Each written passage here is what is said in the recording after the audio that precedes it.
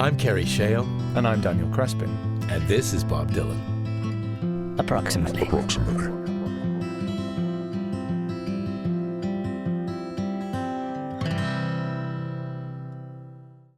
Bullets can harm you, and death can disarm you.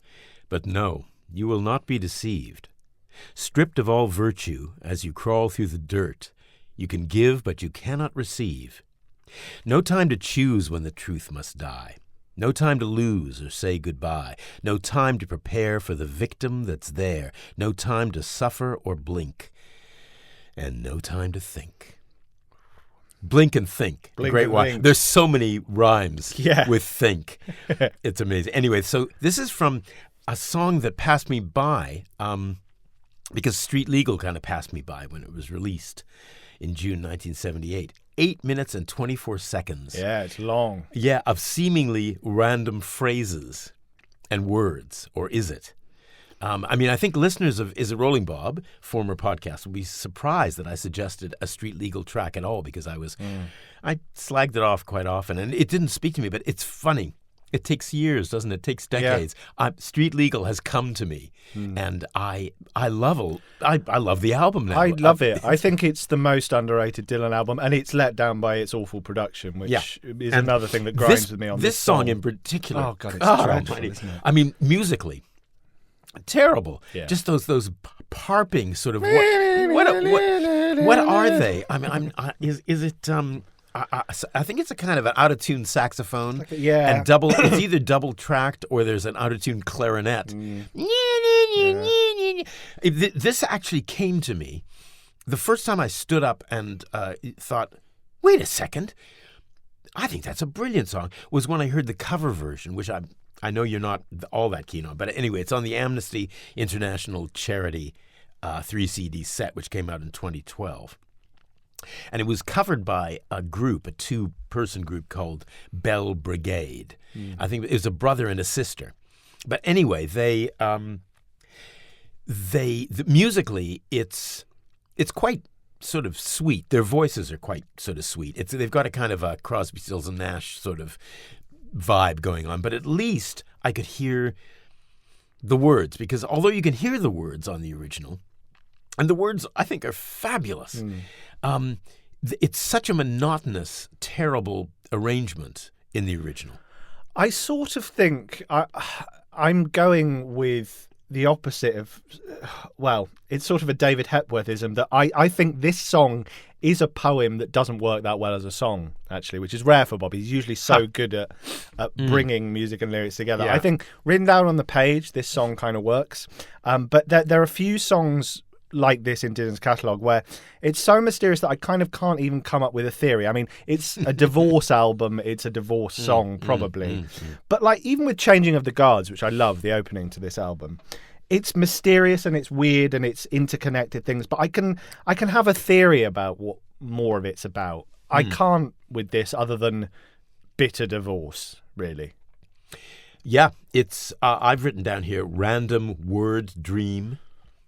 Yeah, and because he does, he's playing with words, and the playing of the words I just love. In fact, when we do our Desert Island Dylan, when we get around to finishing it, I'm going to choose this song because just being alone with this song on a desert island, things like the juxtapositions of, and this is the chorus is things like memory, ecstasy, tyranny, hypocrisy. Yeah. Just that's enough to keep you going for quite a while. Oh, yeah. You'd spend a lot of time on a deadline trying to figure it out. Yeah. And I don't think you'd ever figure it out, but it's so outrageous. Another one. I love this one. It actually makes me laugh.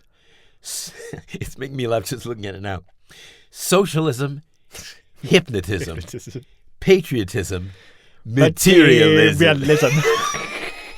That's the thing that gets me. It's the greatest songwriter ever having to cram stuff. We talked in another episode about how great it is with Summer Days, where he crams 5 extra beats and it works. Yeah. He can't with this. It reminds me of Africa by Toto, where they go, the Serengeti. It's like, the Yes. song's great, but that just ruins it. And that materialism ruins it for me. Juxtaposing socialism, like it begins with socialism and it goes through hypnotism and patriotism and ends with materialism. Yeah. There is a certain logic there. Yeah. And then the rhymes, like China doll, alcohol, duality, mortality. Oh, come on. And, he uses mortality twice. It's the only word that he repeats. There's paradise, sacrifice, mortality, reality. It's such an odd song. It goes on for too long. Way too long. For how good, Way too long. I can listen to Desolation Row for 11 minutes because it's beautiful and it's amazing. There's amazing bits in this song. Like, one of my favorite bits. This is a song I don't particularly like this song. I wouldn't choose to listen to it, and I get bored by about verse 6. But this, I love. The bridge that you travel on goes to the Babylon girl with the rose in her hair. Starlight in the east, and you're finally released. You're stranded, but with nothing to share. You hear that? This is why I'm saying it's poetry. It's almost like a Shakespeare bit. The bridge that you travel on goes to the Babylon girl with the rose in her hair. The end of the pentameter line in Shakespeare drives you to the next line. And it does it with this. Yeah. I feel like this is a poem. It is. I do agree with you. It is a poem. Like, it's fun to read it. And this week's BobDylan.com lyric change. Oh, don't know if you noticed. I've got it in front of me now.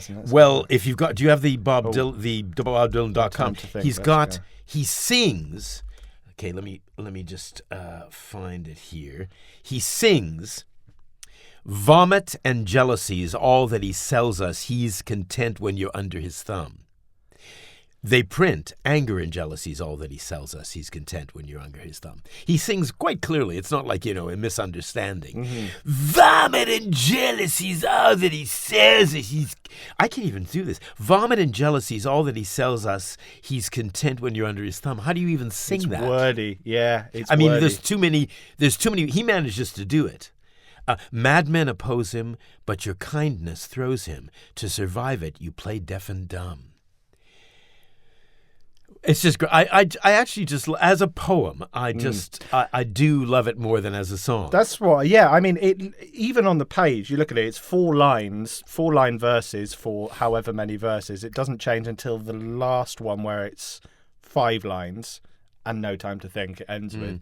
I think it's a great poem in some ways. I find it far more. Maybe it just needs a better arrangement, I guess. Well, there's a very good cover which I sent you, which I think is now better than the Bell Brigade cover, which is by somebody named Dave Tilton, who covers the whole of Street Legal. He does his own version of Street Legal, and he cuts it down. It only runs 4.5 minutes, and there's a lot of really good guitar breaks. So I haven't figured out.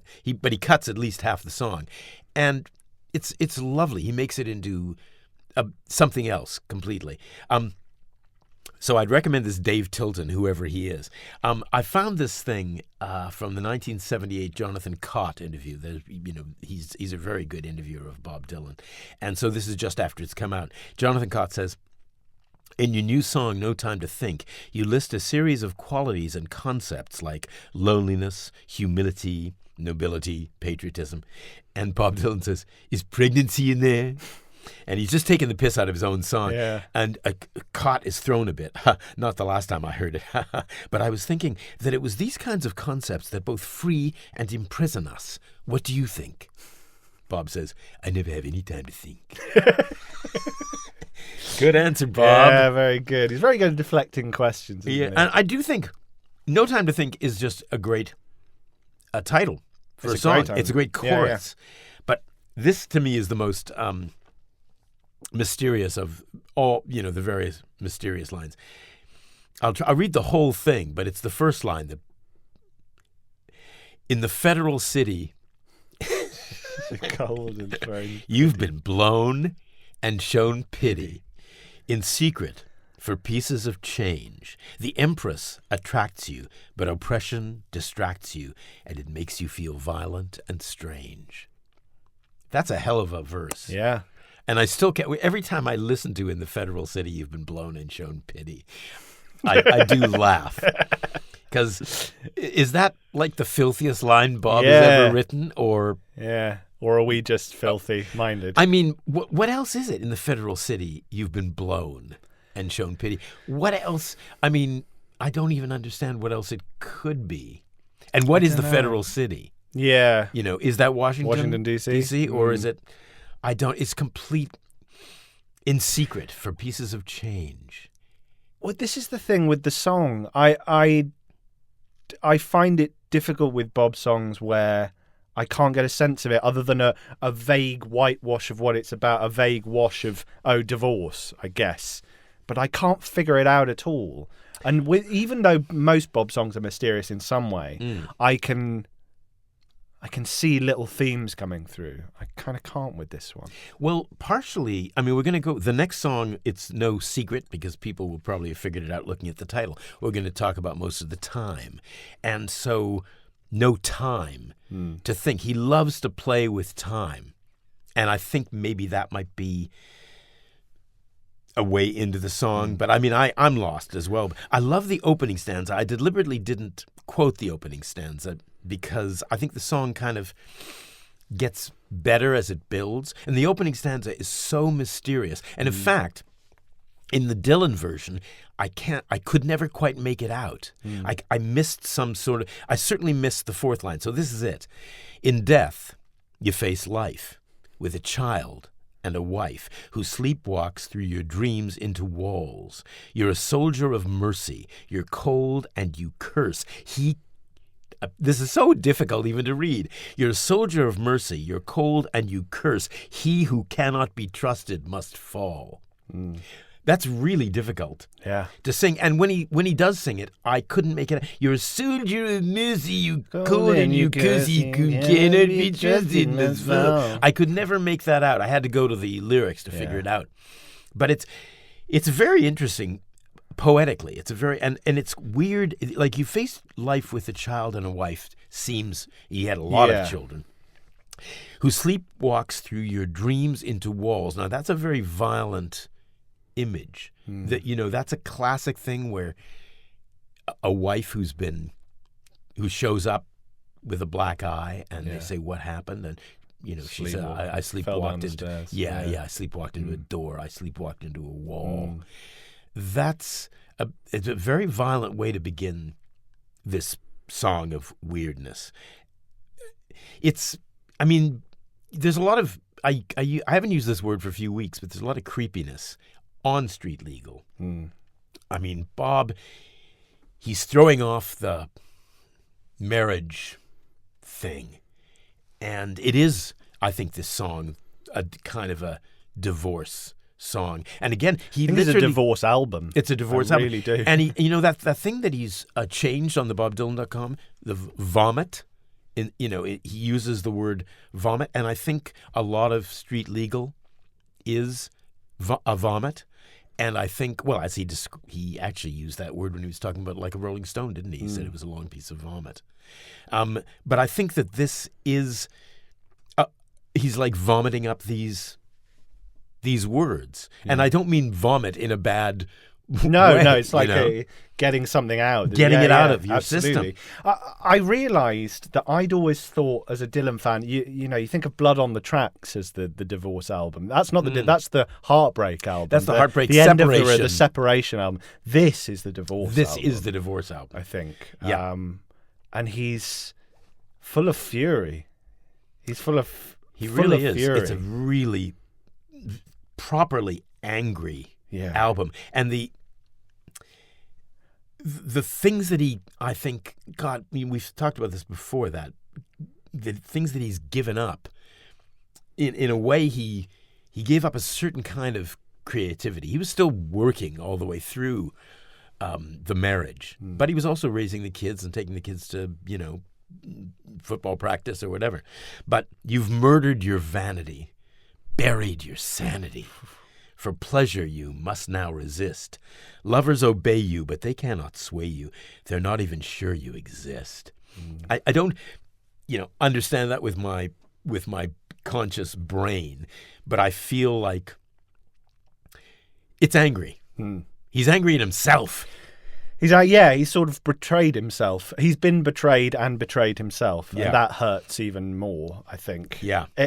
I've put talk about it. You talked about vomit. I've put it in my notes. It's a beautiful poetic explosion. That's what it feels like to me. It feels like all this inbuilt anger just comes out at once, and because it's Bob Dylan, it's poetic. Yeah. There are some lines that I just think are so brilliant. I love, and I don't know what they mean, but just as images. So in the Federal City, you've been blown and show pity. In Secret, oh no, not that bit. Sorry, it's here it is. Betrayed by a kiss on a cool night of bliss in the valley of the missing link. I mean, that needs to be the title of a play or something. The Valley of the Missing Link. Yes, that's great. And you have the betrayed by a kiss. That seems like Judas, I guess. That's actually one of the simple things. That's one of the understand. It's like he's written this. It's this vomiting up of words and feelings. It's angry midlife crisis, Bob. Yeah. I noticed that death, the word death is mentioned twice. Murder is mentioned twice. Mortality is mentioned twice. I think that he kind of feels at this point that he's these years, these long and wasted years. You know, he's just so angry, and he's so conscious of, he's somehow more conscious of death, that mortality, but I think he feels like it's a very alive. He's alive in this song. It's like almost like he's come to life again after the Nashville Skyline stuff that I love. But I think that's why he deconstructed all those Nashville Skyline songs and made them much more angry. Yeah. I have. I don't know if it is a theory. I just want to hear what you think about it, because I did think. What do you know? What year he? This was far later. So he separated ways with Grossman in 1970, didn't he? So, around then. Yeah. So it's a long time after. But I did think there was stuff to. I just put anger and jealousy is all that he sells. He's content when you're under his thumb. Madmen oppose him, but your kindness throws him to survive it. You play deaf and dumb. Maybe I just... No, that sounds very much... To survive it, you played it like he knew that Grossman was he screwing him Grossman over was. financially. Yeah. And yeah. Oh, I found out. This is it, because I've been going on about... Grossman with Janis Joplin, haven't I? Yeah. And I couldn't remember what I just knew there was a detail of, that's because really I asked you. Yeah, and I couldn't remember. And I looked it up last night.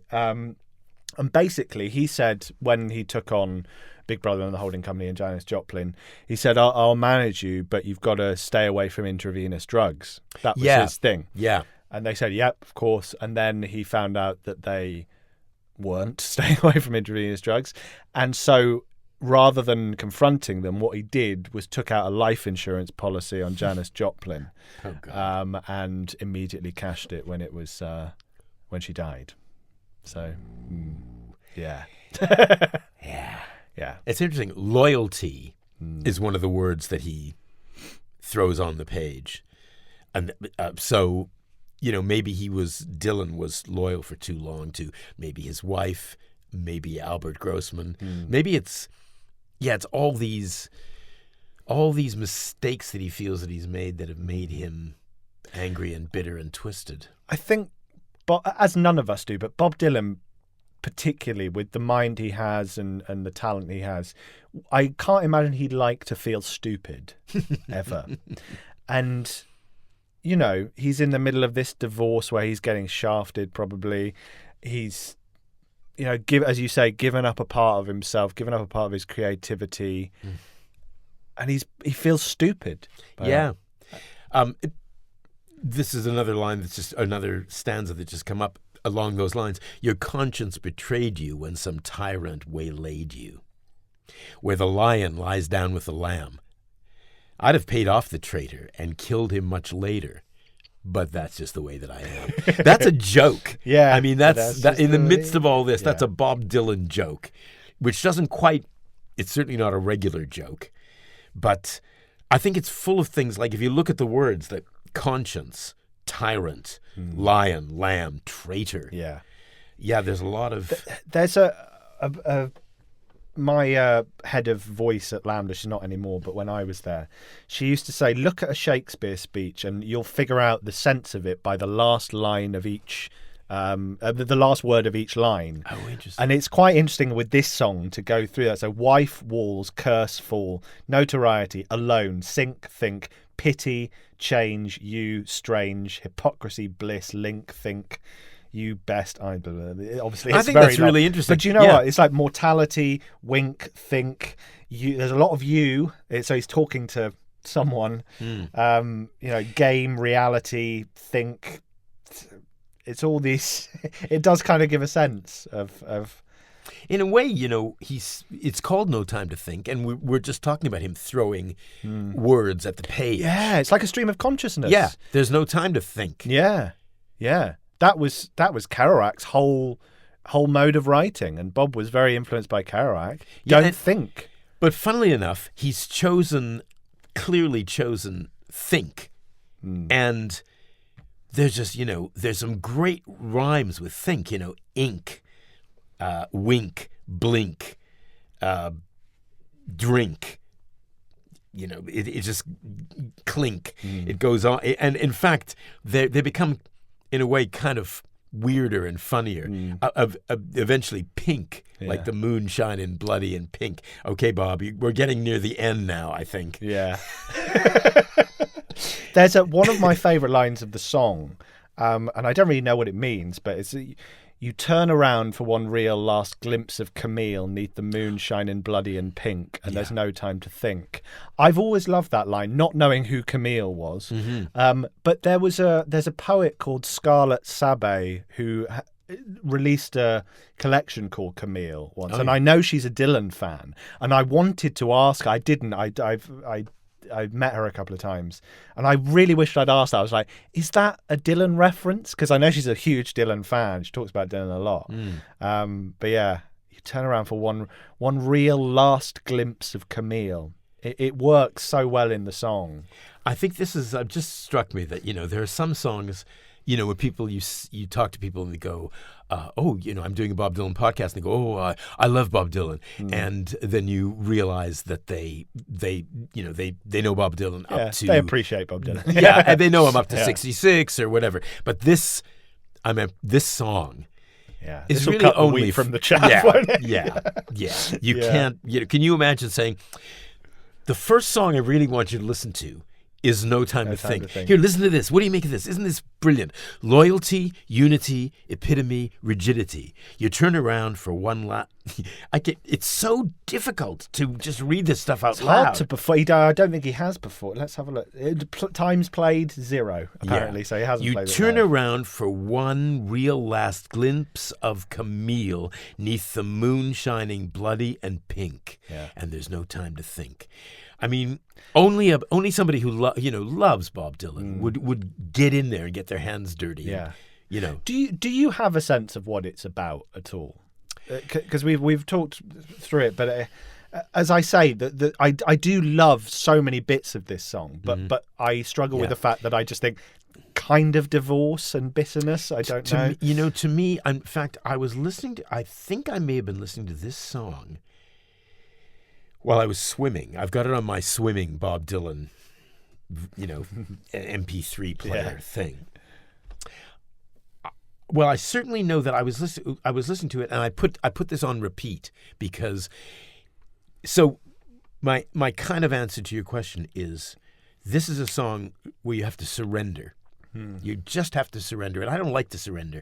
I'm still a mortal, a person whose mind doesn't work like Bob Dylan's, and I'm always searching for meaning. It's ridiculous. But this song, you cannot win. You're not going to win with this song. Like, you're not going to understand it. Yeah. It's one of those songs that he just refuses to let logic in.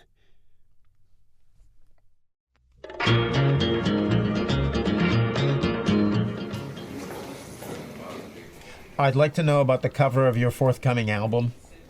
Highway 61 Revisited? Okay. That T-shirt that you're wearing with the Triumph motorcycle on it? What do you want to know about it? Well, It means something, right? It's got a philosophy in it. I haven't really looked at it that much. I've thought about it a great deal. I don't really remember too much about it. What about motorcycles as an image in your songwriting? You seem to like that. Oh, well, we all like motorcycles to some degree. Do you subscribe to any particular theory? I don't subscribe to anything. Except maybe the Bob Dylan Approximately podcast. What's a podcast? I don't think we have enough time to really go into that. Just press subscribe. Oh, and maybe rate and review, too. Press what? Rate what? What does that mean? You're a cow. Give me some milk or else go home.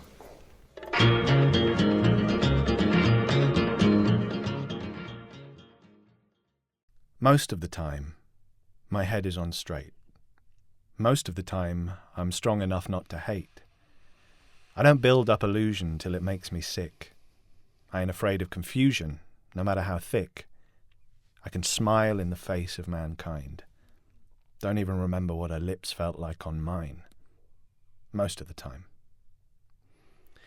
Now, I figured we should get this one out of the way because I'm obsessed with this song, and if we don't get it all out, I'll just carry on for the however many episodes we do of this podcast. I'm amazed you've held yourself back for so long. Yeah, go on. So I think this is the most genius and underrated heartbreak song ever written. It rarely gets spoken about in art. I think that still being heartbroken or still carrying the scars of a relationship that ended a while ago, which is what this song talks about. It's very unfashionable to talk about that, and it's not, it's quite, you'd feel ashamed of that, I guess, some people. And I love how he therefore sets up a narrator who is denying all these things. It's like every time he says most of the time, it slowly chips away at your belief that he doesn't think about that. It's really hard to do. I go on about the unreliable narrator. It's a really hard thing to do.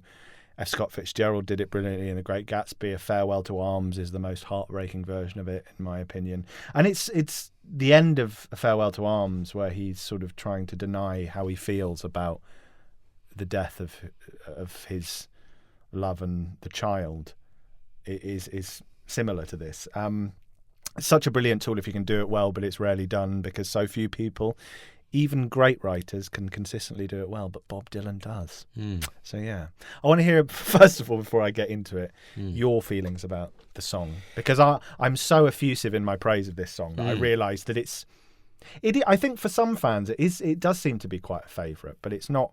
Most people wouldn't put it up there in his oeuvre as a top one. I admire it very much. Again, it's one of those things where I certainly don't ever turn it off if it comes on, my Bob Dylan thing. It doesn't, I do admire it terrifically, and I do think it's a terrific song.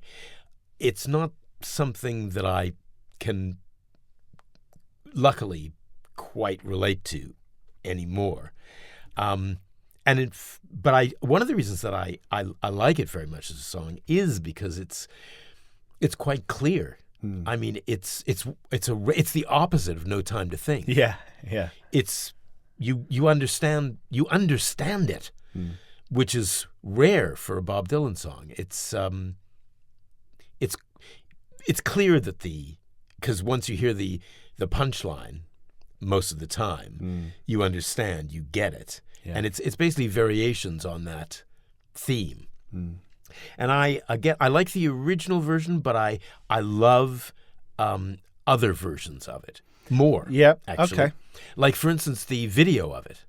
Yeah, I think it's kind of genius. That's so Bob Dylan as well, to do a music video and do a live version of it as the music video. And as a version, first of all, I actually love more than the regular version. I love the fact that it starts out with some weird musical jam for like 25, 30 seconds. It's just like, metallic guitar sound. Metallic guitar. And it's filmed. If anybody hasn't seen it, it's available on YouTube. Very 80s, isn't it? Very late 80s. Very 80s. But kind of like good 80s in that there aren't the, all the terrible 80s stuff. And it doesn't really sound... the drum. Talk about drum. We were talking about earlier. The drum really controls. Yeah. In fact, I rarely stay up super late and have too much to drink these days, but I can't remember what happened, but I woke up and I'd been up too late and I'd had a bit too much to drink. And I was preparing for the podcast and I thought, I'll watch that video again. I love that video most of the time.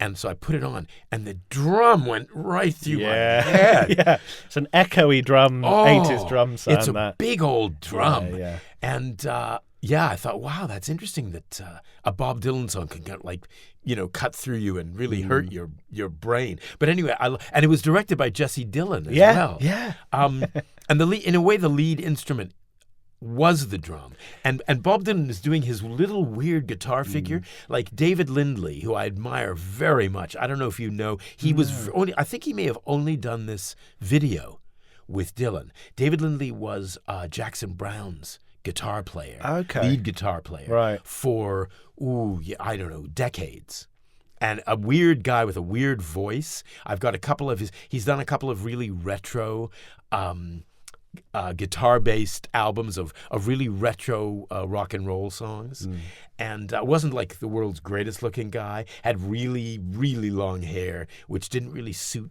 his face. But anyway, brilliant guitar player. And I really loved his albums. Anyway, he's the guy, he's in the shadows doing really great guitar work. And then Dylan is up front doing this weird stuff on his electric guitar. Yeah. And so I love the video. So the long story short, I actually prefer the version on the video, which I think is great because they're really knocking it out of the park in this empty theater, this deserted theater full of scaffolding with interesting lighting and interesting camera angles. Yeah. And that to me is the version that I really love. But I mean, I understand you're talking about what the song is about. I'm actually talking about the sound of the song. Yeah.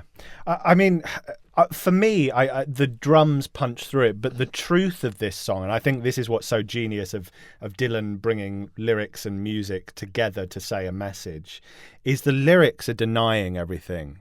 The denying that he feels anyway or remembers it. So he throws away the relationship. I don't even notice she's gone. I mean, that's such a nonchalant thing. And why are you mentioning it if you don't even notice she's gone? I don't even think about her. Then it's all spun on its head with most of the time, but then it's always followed by the bass line. Oh yeah, which is the truth of the narrator's feelings, I think. I love that bass line. It's an amazing bass line.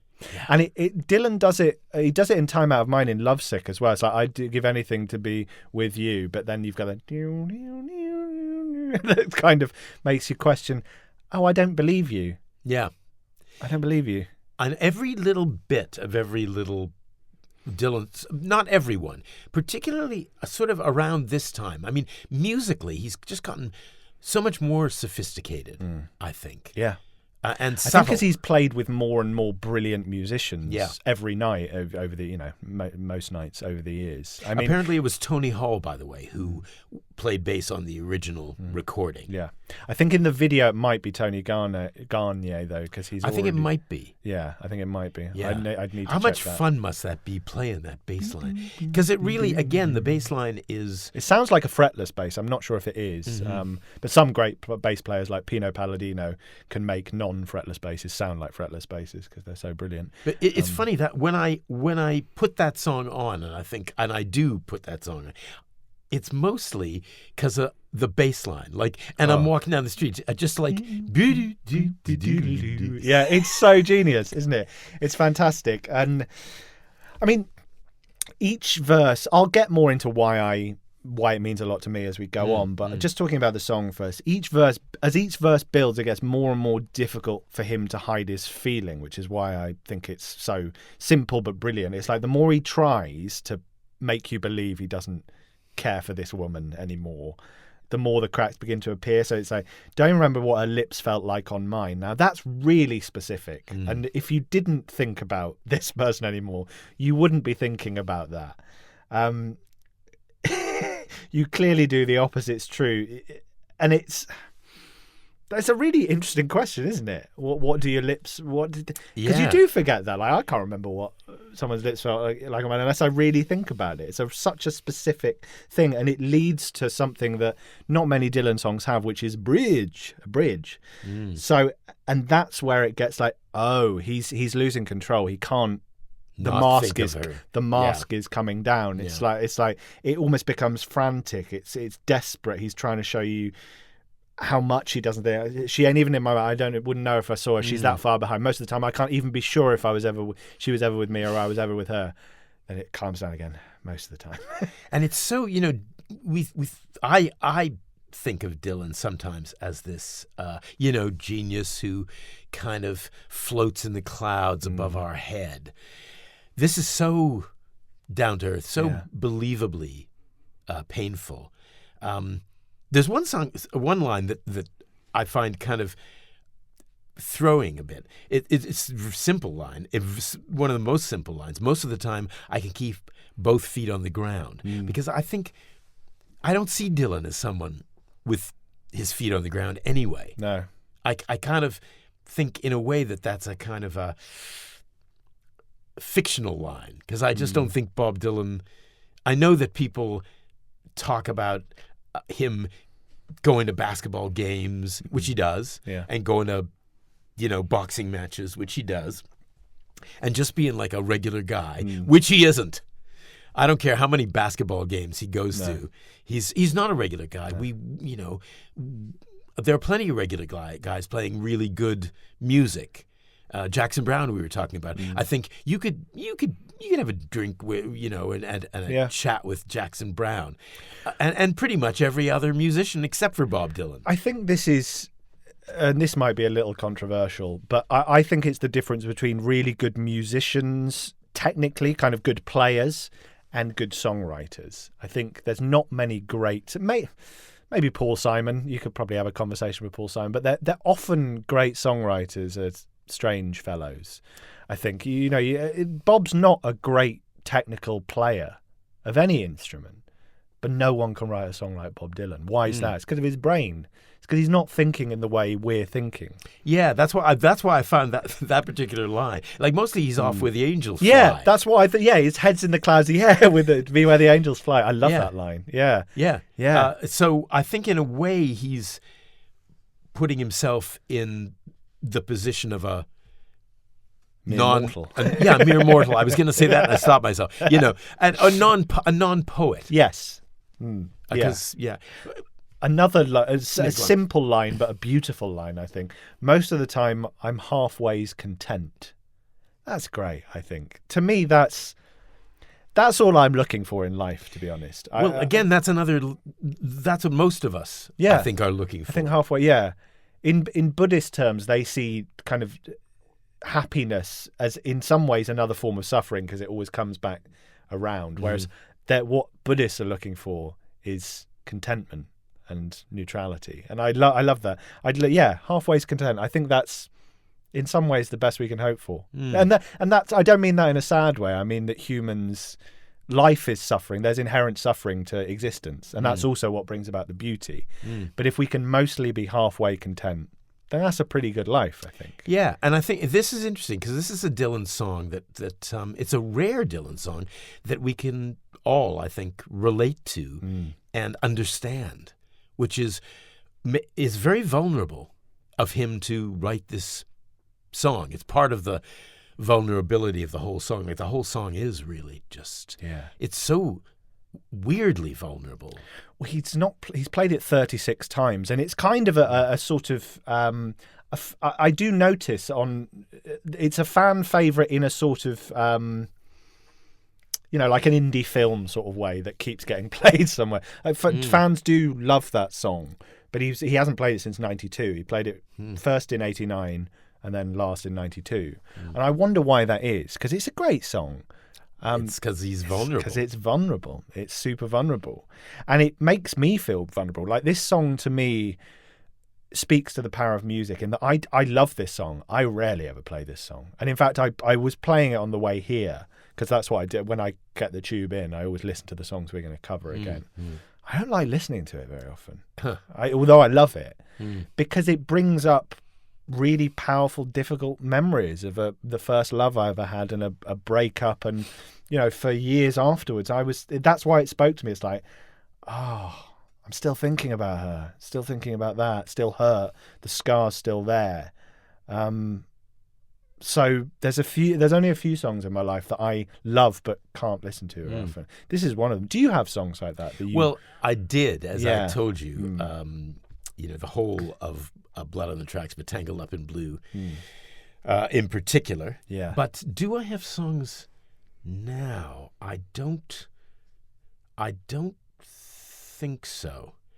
Kind of luckily, because I've had a number of songs, and certainly certain tunes can bring me back to a time in my life.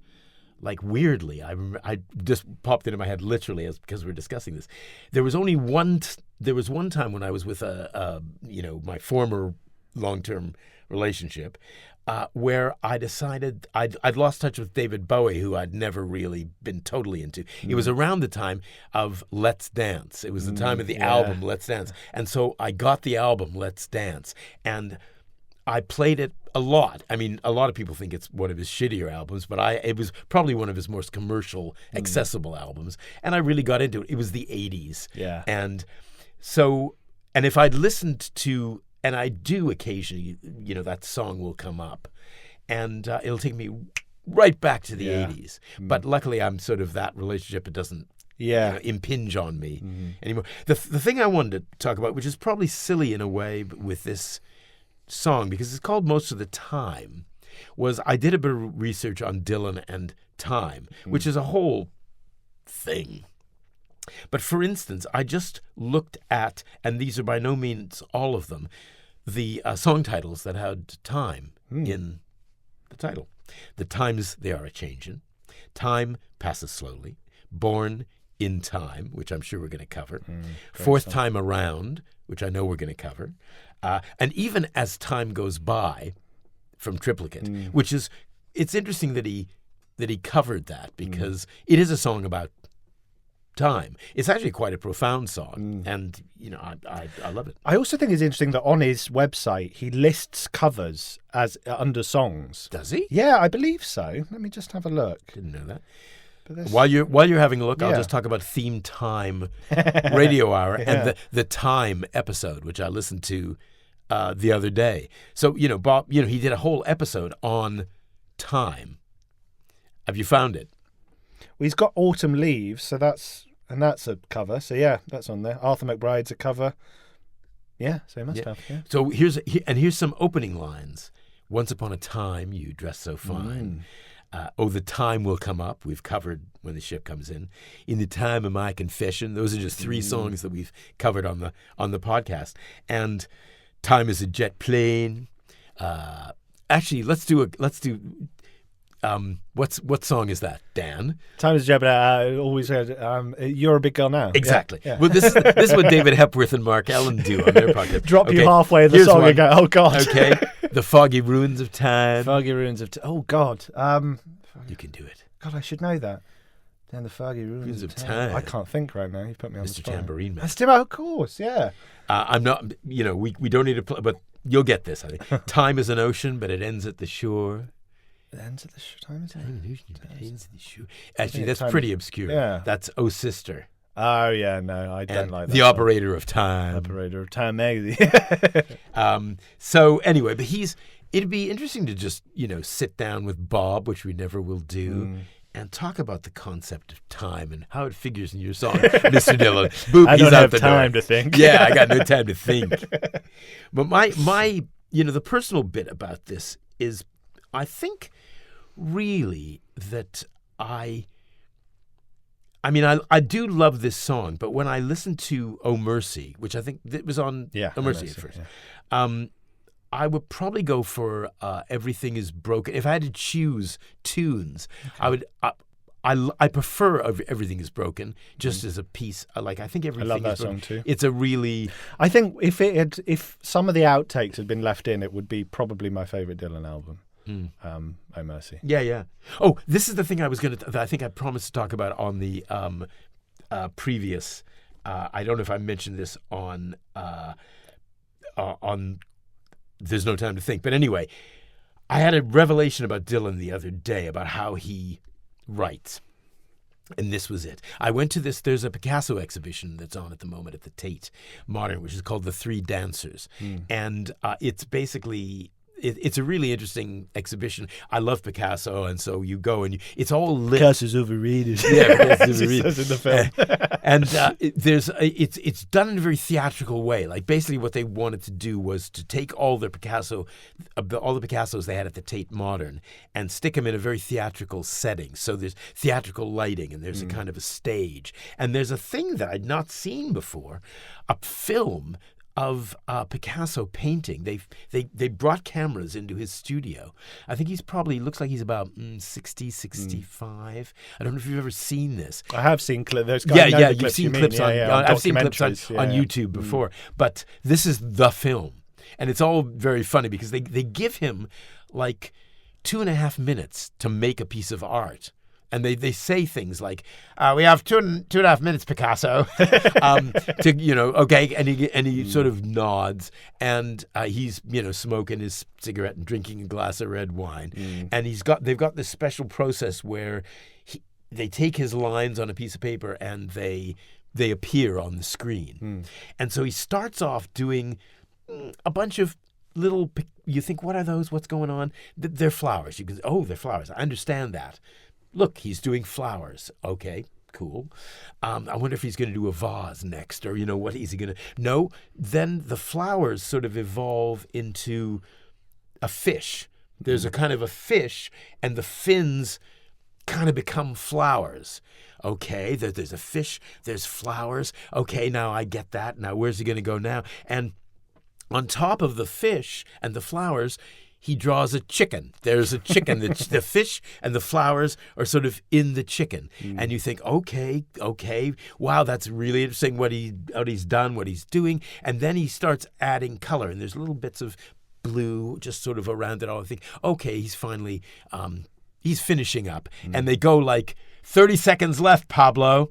And then he takes this big splodge of this really ugly, dirty green, and he paints over the fish and the flowers and the chicken. And there is this kind of thing that looks vaguely like a vase, like where he started. And there's bits of chicken and fish and flowers sticking out from the sides. And that's it. That's what you've got to deal with. This really kind of, like he's kind of destroyed what he's done, but he's created something else, which is much more... It's simple but mysterious at the same time. And immediately when he did that, before that I was thinking, Picasso, this is Picasso, this is a Picasso. When he did that, I thought, Bob Dylan. Yeah. Well, I stand by this, that I think the two most important artists of the 20th century are Bob Dylan and Pablo Picasso. And I stand by that. Absolutely. Yeah. And I there's a story of Picasso. You've probably heard it, but he was doing a little sketching on like a piece of tissue paper at a cafe, just sketching something. And this woman came up to him and said, "Can I have that?" He said, "Yeah, that'll be 20,000 euros," or whatever she said. But it only took you 5 minutes. He said, "No, madam, that took me 40 years." In terms of like, that's how long it's taken me to be. That's a Picasso. So, yeah. No, exactly. And that's but to me, that was like the way this art works. Like, I don't know why I do. I love Picasso because of his mystery in the same way I love Dylan because of the mystery. It's really, both of them are really frustrating, but they keep you and on the edge of your seat, engaged. Absolutely. You never know what's coming next. Yeah. With Dylan, we're about to go and see him on tour. We were like, is he going to do a No, he's back to the same set. Okay. And we were just discussing, like, why he's doing the same 17 songs, but that alone is mysterious. Yeah, you never know what you're going to get. There's a few songs like this where he's talking about lost love. If You See Her Say Hello as another and things like that. And I always think it's got to be obviously one of his former loves. So I think it's Susie, Suze, but I don't know why I think that. I just think it's his first love. It feels like I don't know. If you see her say hello, although it's around the time of the breakup, I still think that's about Suze Rotolo. Yeah, well, because she might be entitled. She's an artist, all those things. It just feels like. I mean, with Suze to Complete me. Unknown, the film, we know that he didn't want them to use Susie's name. That was his only stipulation. Yeah. And somehow the ones that get away, or the ones you let get away, or the ones that you pushed away, those are the ones that really... We were also talking in the last episode about standing in the doorway crying, and it kind of harkened back to me in my mind to Ballad in Plain D, a terrible song, but about the night that kind of he had the argument with her sister and it all went to shit. Kind of reminded me of that for some reason. For some reason, that reminds me of what you were saying right at the top of the show about don't even remember what her lips felt like on mine. That seems more like something that goes way back. Yeah. Yeah. I just think if I had to...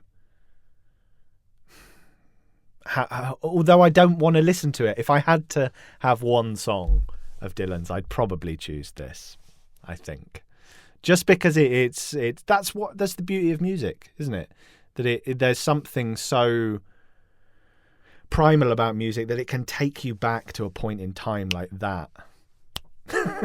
Yeah, no, it was like Let's Dance, like I was just saying. I mean, there are certain, like that was a song to me for an era, and there are certain songs, really obvious songs, like Day in the Life, which takes me back. This song obviously. Well, actually, do you remember when you first heard this? Yes. So I would have been living in Shepherd's Bush, another place I can't go because it has too many awful memories. I was in the throes of drug addiction at the time. Not that long out of, about a year or so, year and a half out of this relationship, in a terrible state, isolated, living in this fucking awful place. So I can barely ever listen to this song, and I can never be back in Shepherd's Bush. I hate being back in Shepherd's Bush. It takes me back there. So I was probably 22, something like that. Yeah, I'd probably heard it before then because I'd have listened to his discography all the way through. But the time I remember is once this breakup had happened. It's interesting because there's certain songs, particularly Dylan songs, that will lie fallow for years for me. Yeah. And then something happens and it jumps out. Like, when Summer Days came out, just going back to the previous episode, and Dylan was like about 60, and so I was probably about 50 or late 40s. I didn't really relate to it. And then, like, you do grow into Dylan songs. Yeah. Certain songs. That one particularly, because I think it is about mortality and aging and keeping your spirit alive. It wasn't even a kind of a question in my life, but then you get to a point, and trust me on this, where you can see people around you who are losing their spark, and you want there always to be someplace where it's still going on in you. And just understanding that. I mean, you being an older soul than me maybe understand that already, but I didn't understand that. Well, I think just going in terms of Dylan, I'm so early in my journey with his stuff. I'll be listening to this as long as I'm alive, and I'll still never have got to the end of, got to the end of what you can discover about his work. That's a bit T.S. Eliot, really. Yeah.